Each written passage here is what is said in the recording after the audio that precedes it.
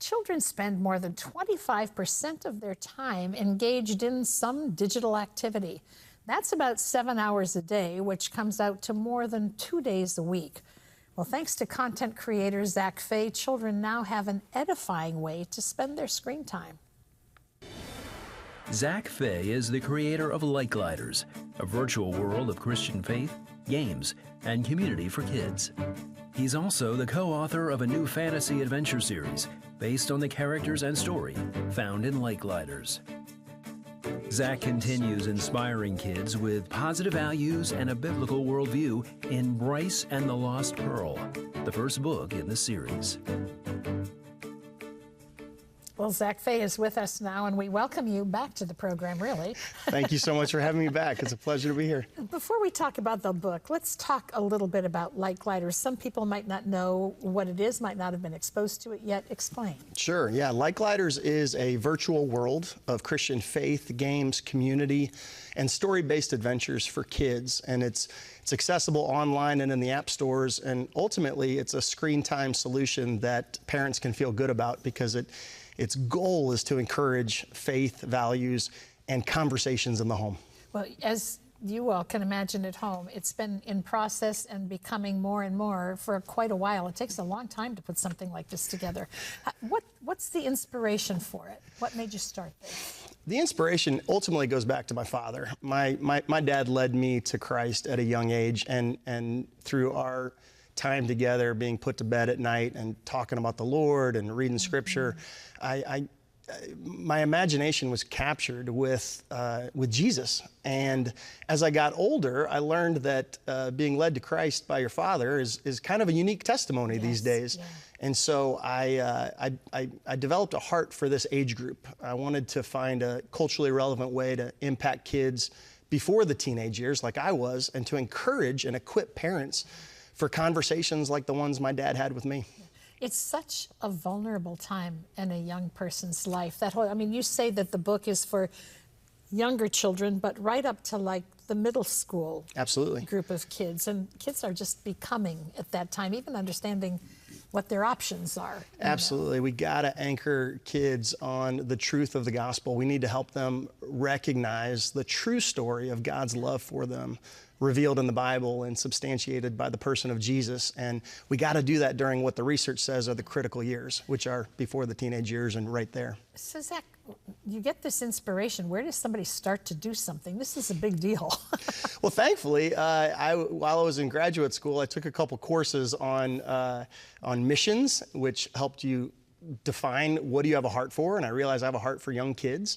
And then on strategy and entrepreneurship, looking for an idea that could impact kids. And so I started researching kids and found out that they are on screens, whether we like it or not. They're spending over 7 hours a day in front of a screen. And of this young generation, less than 5% have a biblical worldview. So the thought was, let's redeem the screen time. Let's use redemptive screen time and storytelling to encourage a biblical worldview, encourage prayer, encourage a vision for how these kids were uniquely made to shine. And that's what Lightgliders is all about. One of the challenges, because of everything that's available on screen, is holding their attention. So what's on the Lightgliders platform that helps you do that? What kind of activities are there? Well, that's a good way of saying it. It's a platform. It's not just a game. There are hundreds of games. There are events in the game every day. We have parties in the game. We have virtual Bible studies and prayer meetings. We have lots of activities going on. It's basically a digital children's ministry where kids log in from all over the world, create a character, play games, explore, attend virtual events, and then embedded in Lightgliders are weekly Bible-based activities that the kids participate in, but then also are sent to the parents via email so that conversations happen outside the screen. Outside the screen. So is it hard to figure out how to insert God's love into all of that? Because you've got, you need to grab their attention first, then you need to hold their attention, then you need to bring the element of God's love into it, and that really is the anchor for every child's well-being, don't you think? Absolutely, and that's why story is so important. We've got to capture imagination, and games are a way to do that. Stories are a way to do that. Art is a way to do that. Music is a way to do that. And so this is just one of the ways that I've found is effective in reaching kids and sharing with them a story that they get to enter into. In fact, I think of Lightgliders as an interactive parable.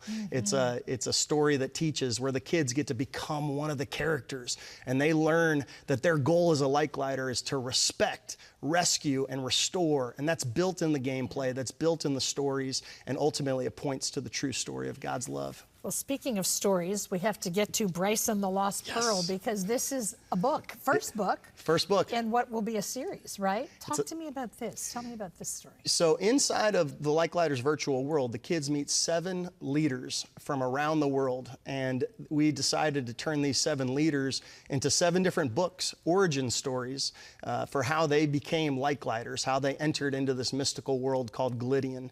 And so, because our goal isn't actually to just get kids on screens, our goal is to capture their imagination. Right. We wanted to take the Lightgliders story outside the game and turn it into books, because these young people need to read. And so let's give them an opportunity to read something good. So Bryce is the first. Bryce is the first of 7. Bryce is the first of 7.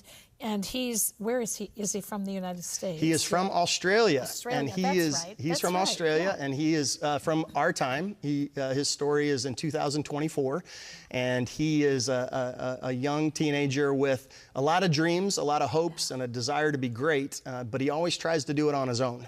So he learns through a series of failings that he can't. Don't we all? Yeah, exactly.